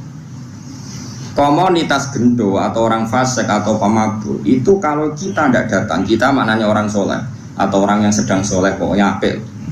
Mereka kan nanti takutnya punya kefiah baru. Nak koncone minum mati kok digolekno whisky ya, kowe dhisik tuku kelarem tuku Petrus, apa Petrus saiki kenangan ke mati tak ubeni whisky. Untuk pas mati agak digelundungno. Dengan orang-orang soleh tetap datang, setidaknya kefiah Islamiyah ini terjaga. Ya didusi, dikafani, disolat. Si piye-piye ini janazah itu muslim, janazahnya orang Islam. Ini saya ngomong di depan para kiai, sehingga tradisi Islam terjaga. Terus gue gelol lah sampai sing mayit. Tapi piye-piye kita itu khawatir ada tradisi tandingan, yaitu kalau kita ada datang kemudian dikelola ala orang fasik, dikopi sampai arak atau dirundungno. Begini cekinan, remi, repot. Wes cara kula, wes sak tahlil bid'ah lah, keng gremeng tahlil lah. Anggap ae ini penolak ceki, wes. Wes keng gremeng lah, wes gak ono hadis sunah Rasulullah. Wong zaman Nabi ben tahlili sapa, Nabi jelas warga mbok tahlili nang wong. Karo jene zaman iku ono mudin ngundang sapa. Tapi kira rasa yakin nak tahlil ku ono tuntunan, kayak golek hadis sahih gawe-gawe tahlil kok ono hadise sahih. Wis biasa ono nang telakon.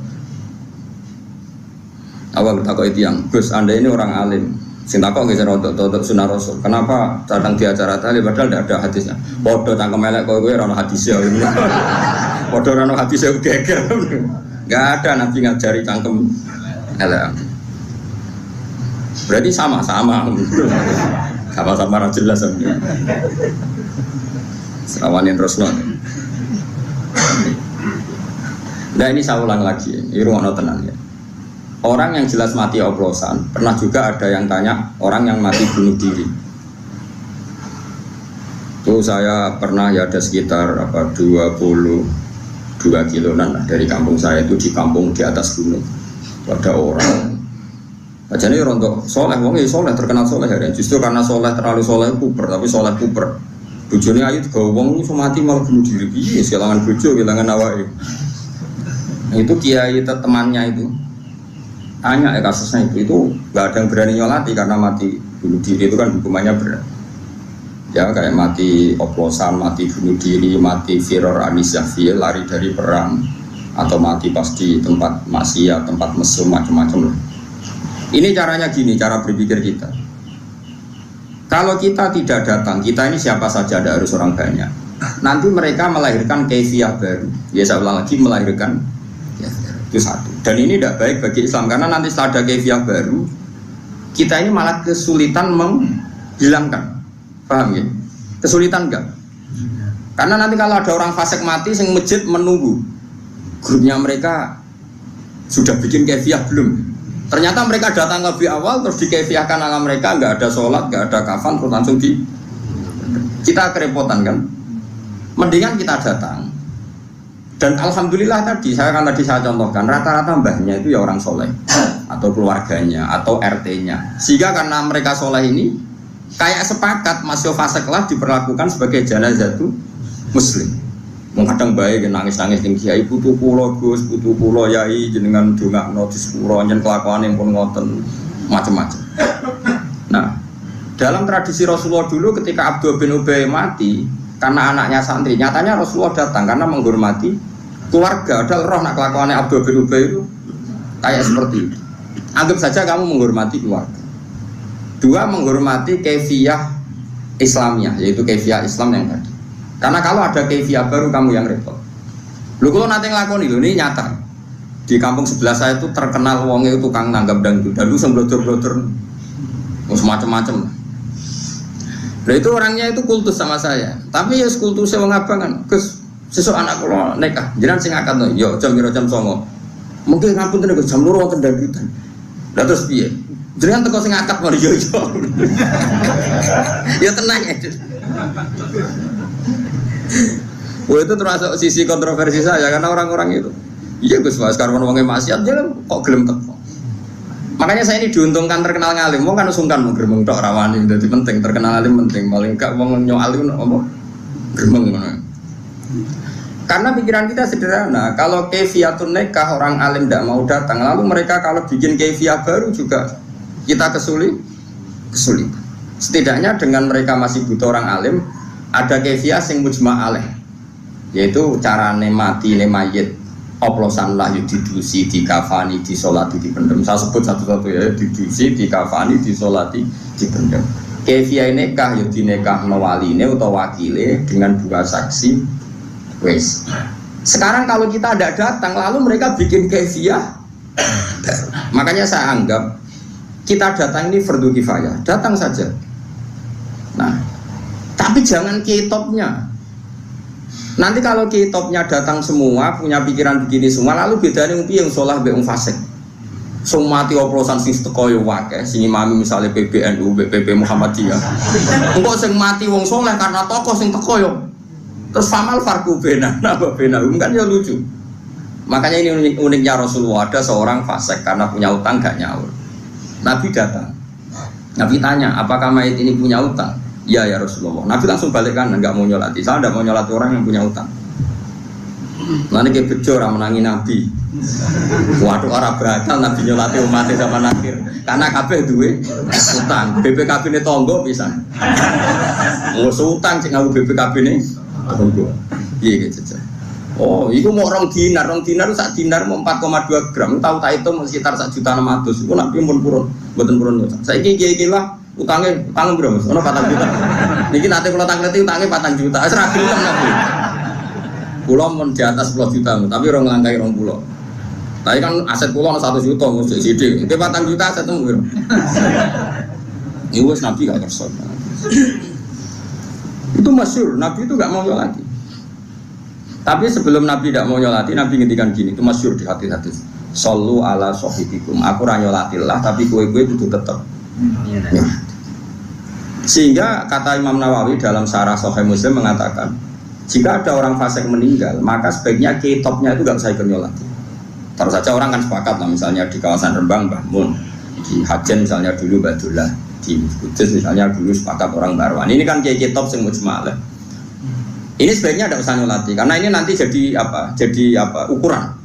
Ternyata mau fasik lah ya disolati wong tok. Ya sing nyolati cukup ya sak Mustofa, terus teko be kukur-kukur, terus solate rapati fase. Pokoknya sementing ono sholat. Piye-piye dengan ada sholat ini berarti ada keberlangsungan tradisi Islam dalam mengelola jenazah. Paham ya? Terus kalau ngangkat noneka artisnya dari itu sudah teko mesti sudah delok. Tapi piye-piye sing ngangkat no kiai lah, misal kiai ra teko terus diangkat no penyanyi-penyanyi dangdut malah karo-karoan.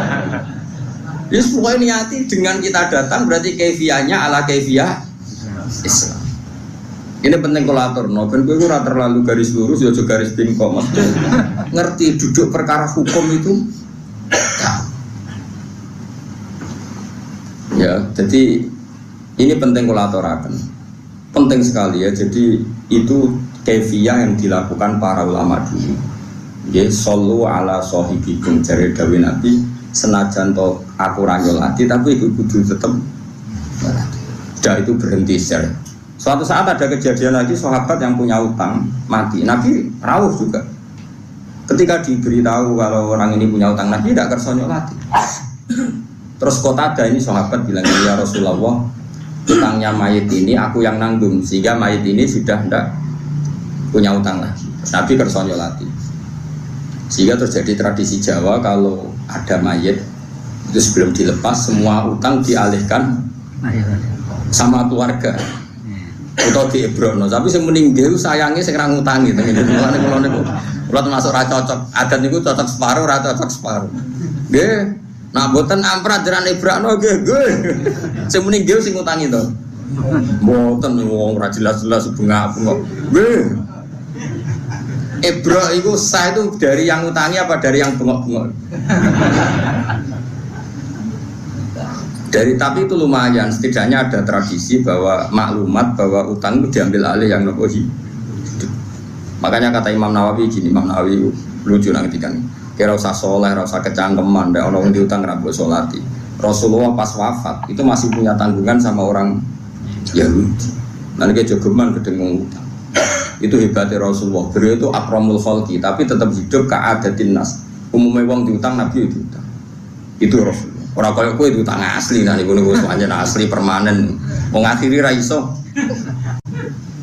Tapi Nabi tetap karena meringankan hisab, Nabi tetap di jaminan yang lebih atas ketimbang utangnya. Jadi Nabi itu pernah punya utang itu dihitung sama ulama. Itu salah sunasoan, hanya 30 sok. Anggap saja orang Indonesia misalnya 30 kilo beras. Nabi menjaminkan dir'an min adroihi, min duruihi. Itu nilainya baju perang zaman itu secara saniki itu sudah hampir 500 juta. Apa 500 ribu lah paling murah. Berarti kan itu berlipat-lipat dari. Artinya kalau kamu punya utang, memang sebaiknya jaminan ini di atas yang kamu utangi. Sehingga nyari ridhonya yang utangi itu lebih tinggi. Taruh saja misalnya saya punya utang 1 juta. Terus jaminan saya senilai 5 juta. Ini kan pasti yang dimurtahinnya, yang terima gede kan pasti ridho. Paham ya? Bukan karena hitung-hitungan bang, takut reso nyaur terus naik buatan karena itu. Ini kita ada orang-orang yang seperti itu. Jadi saya ulang lagi ya.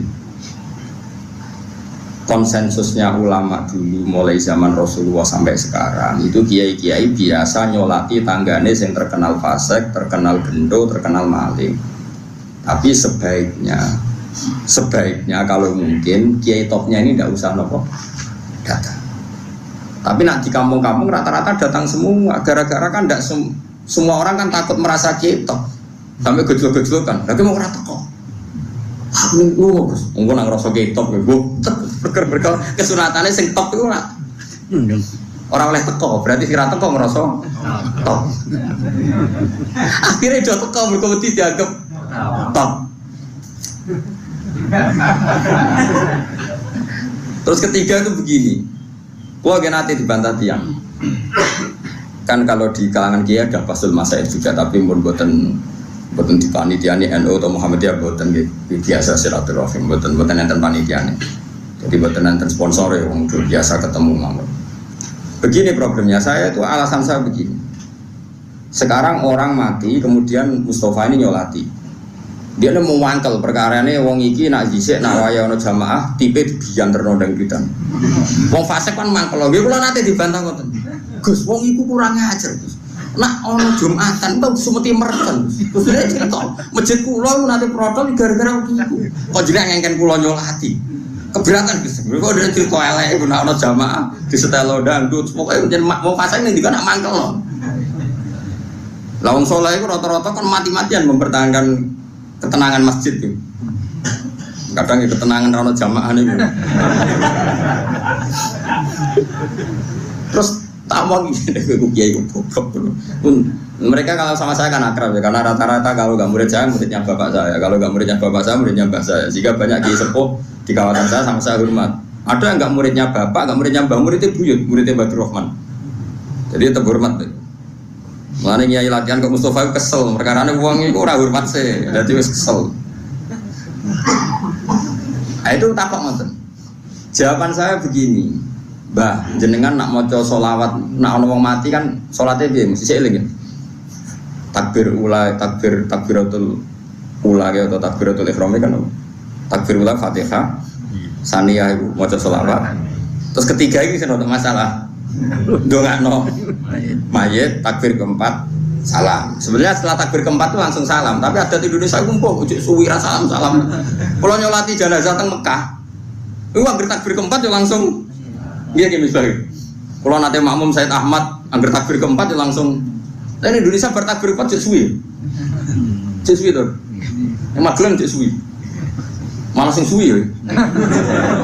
Nah ning fikih ku angger bar keempat ya salah, ini Mekah gitu, tapi Indonesia berkeempat sih. Ordernya biar raro, pokoknya pun. Teng desa kula sing wani bar takbir keempat salam kula tok. Liya-liyane ra wani, mergo ya wedi gak pantes bar. Kula tenang ae.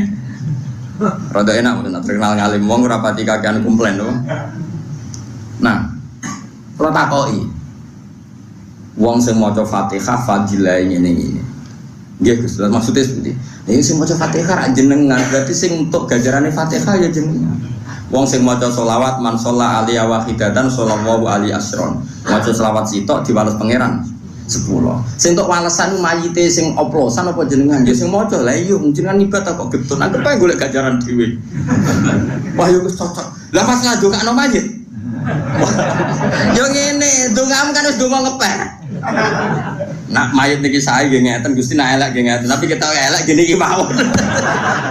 Wong donga ing kanan nek donga ngeper. Kalau apa? Kalau kan kalau ini mayit baik. Kalau ini mayit Malah penak to kira usah ngukumi. Pun iki wa mayamut walam yatub min dzambihi fa amruhu mufawadun li rabbi. Wong mati orang tobat niku urusane jeneng. Akhirnya bunyi tahlil. Ngerti wong kok tahlil jare Gus Pak. Tahlil itu maca kalimat thayyibah kan men sono. Mangko la ilaha illallah dakhalal. Saiki sing la ilaha illallah sing tahlil apa sing mayit? Sing tahlil. Berarti sing dakhalal jannah. Sing tahlil. Wong sing maca la ilaha illallah dakhalal jannah. Nah saiki sing maca tahlil itu sing maca apa mayite? Sing maca lha opo ke getun maca nang fasik maca dhewe. La ilaha illallah la takoi. Kok rumah temen mbek mayit nganti nangis. Jare sapa rumah mayit mikir awakku dhewe lha opo. Begitu juga ke maca selawat, bapak selawat Sayyidina Muhammad sing wangil lho sing gamek wong do meneng kabeh ora adat anu sing wangil lho kim sing ada maklumati kami dadak gak sing sering. Wa sholli afdalas sholati ala asati makhluqatika nuri hidayah. Ki siapa Mas? Kalau mboten ate mimpin ngoten. Perkara wong terus meneng kabeh wah malah repot. Aduh sing umum-umum ae ben wong iso nirokno. Kok nanti diprotes. Gus, kiai sing ngangil lho jenenge sing ngangil. Aku nek sing ngangil ke meneng yo iku ae. Agar sing ngangil kan kiai tok sing ngomong liyane apa? Meneng. Akhirnya aku ganti selawat sing umum ae ben bareng-bareng kan ganjarane luwih akeh. Tapi nak koyo kiai anyar Mustofa resiko dagep rapal. Nak namaku kan wis aman, Mas yo nganggo lafaz sing terkenal wis. Sing muni Gus Baga apal sopo. Tapi nak iki debutan saya harap tetep nganggo sing angel-angel. Kesane apa? Tapi nak kula keberatan saya ini kan terus biasanya jamaah kan menengai kabeh. Meneng ta Mas ning kono Gus. Wah ini lho Mas Sholli Abdullah sholatil asadi makhluqatika nuri huda sayyidina Maulana Muhammadin terus ada maklumat jika ada kalimat itu pokoknya wong arek urun serempet ini. Jadi kiai macam-macam wonten sing madhape kados kula sing gampang-gampang penting diwaca wong akeh ana sing kok dari itu kan padha Mas lha melok toreko wong la ilaha illallah al-mawjud apa maksud urutannya mana nih al-mawjud fi kulli makan terus al-mazkur fi kulli khan terus wa mustahnan andu fi kulli khan ini oh sing gampang ini kan edisi gampang to sing angel gak sing kiai ini lho gampang mana la ilaha illallah al-mazkur fi kulli lisan menang kabeh la ilaha illallah terus wa mustahnan andu Fikul ya, wong kula nek kiai hitam, agar tahlil itu ban bingung. Perkara kok lafat kok aneh kabeh. Padahal ben tahlil santri kula. Kowe kok iso ngono iki? Aku kiai mu ora iso. Mergo tiap daerah itu yo adate. Gitu-gitu. Wah, matene wong kowe. Kalau di pengalaman itu Gus Koyum langsung tidak pernah lihat kalau itu dari Balukman. Itu bareng dengan pidato kesusu bahwa pidato tembuti. Ngerti nak kiai itu terkenal tahlil suwi mergo kalimatnya itu aneh-aneh. Kayak kalau suwun nggih tahlil kula mawon mergo dhewe kesusu. Terus jak maca kul huping telu lha pun nggih terus pidato. Mergo kuwatir nak kiai ku ra barbar. Mergo pas kesusu lah nak kesusu nggih, Bos. Ini cerita. Jadi nah, kefiah seperti ini itu kan baik. Kalau di orang fasik kefiah ini tidak kita datang karena takut mangkel lah mayit tunggu mayit gendong ngono kok tak dongakno. Oke, dari segi itu berhak kita mangkel wong dolim. Masalahnya kalau kita tidak mengisi tradisi ini, diisi oleh tradisi mereka. Mereka terus ceki, minum-minum, lebih sulit lagi kita menghilangkan. Mendingan gelo-gelo sidik, ngempet-ngempet sidik tekon yang majelis niati ngurip-ngurip tradisi Islam. Senajan lu kowe gedeng maji. Gedenge ora iso mbok ilangi, gak apa-apa. Pembagian mayit itu lalas yang dicolong ya dunyamu. Masjid yang di imamane Gus niku riyen kena mercok deh. Wanjer wong nak fasik ning desa kan wis parah tenan. Kados desa kula nu aman ya wonten kiai mulai buyut-buyut. Desa-desa debutan ngoten niku ora repot. Biasane langgar itu jadi sasaran. Lan kula sayang Mbak Mustofa ki debutan wangel kan wabot. Sokapot kiai jeneng ono dilarakno ono macam-macam. Ya saya ulang lagi ya. Jadi ini supaya sampean tahu. Jadi Tapi kalau kefasikan itu yang mutaadiyah tadi yang saya kayak nggak bujuni orang yang membunuh, kamu nggak boleh ngendikan yang lunak, harus keras. Meskipun kita tetap ingin dia tobat tentu ya, tapi hukumnya harus keras. Makanya Nabi keras, kamu menzinai 10 wanita yang tidak bersuami dengan satu menzinai istri orang, itu dosanya berlipat-lipat satu orang atau satu zina yang istrinya orang. Tentu Nabi pun ada kualifikasi karena tidak mungkin. Taruh saja misalnya Nyun Sewu ya, naudzubillah ya. Orang menzinai lonte ini kan profesional, haknya kan hanya hak kuwo. Kamu yang hanya melanggar itu hak kuwo, kamu melanggar aturannya Allah. Tapi kalau menzinai istrinya orang, apalagi orang ini merasa istrinya ini afifah apa? Afifah itu apa itu Rasulullah? Gak mau zina lah, afifah. Kayak apa? Jadi bojone pamit ning mall karena suaminya mau afifah disilai mobil digawani ATM. Terus boleh demenan. Kayak apa? Mangkal mobil diganggu fasilitas dari suaminya. Kayak apa? Makanya Nabi jelas ngendikan dosa besar itu antuzania bihalilati jari, kamu menzinai istri orang. Istri orang pun di kelas-kelaskan, terutama istrinya tetangga. Ada urutannya. Jika kalau seperti ini Nabi tegas sampai misalnya Nyon Sewu ada hukum rajam. Saya pernah dalam Bahsul Masail ditanya, Gus, rajam itu kan jahat, masa orang dibunuh gini-gini karena zina? Saya jawab, oke, kita dalam Islam Indonesia nggak ada rajam. Tapi Allah selalu mempertontonkan kematian yang sama. Ini hujjatullah. Misalnya begini, saya tanya, andai kan ada hukum rajam tegas, mungkin satu Indonesia yang kena rajam itu nggak sampai 100, nggak sampai 10 kan? Karena syaratnya harus ada saksi 4 sing nginceng. Tuh iku kudu roh detail mlebune alat kelamin ning vagina. Ada roh kelonan tok ora cukup. Aku terus ning dhuwure tetep ora iso dalam hukum Islam. Kudu roh alat kelamine lanang mlebu ning vaginane cawe itu. Kan ra roh. Terus rohe papat kudu bareng. Ada gentenan yo ndak diterima. Terus parahe meneh saksi papat iki kudu adil. Ada pegawaian nginceng yo ora adil. Jadi kemungkinan tercapai rajam kan ada saksi 4 yang melihat langsung alat lelaki kelamin masuk di vagina. Terus wong iki gak fasik, termasuk fasik sing pegawai deh. Misalnya sini Mustafa Adil, lo kok nganti roh, lo pengen gitu, lo soleh sing ngencengan. Nah, kemungkinannya, oke, berarti yang kira-kira yang kena rajam itu hanya 10. Bandingkan tanpa hukum Islam kayak di Indonesia, yang mati karena cemburu berapa?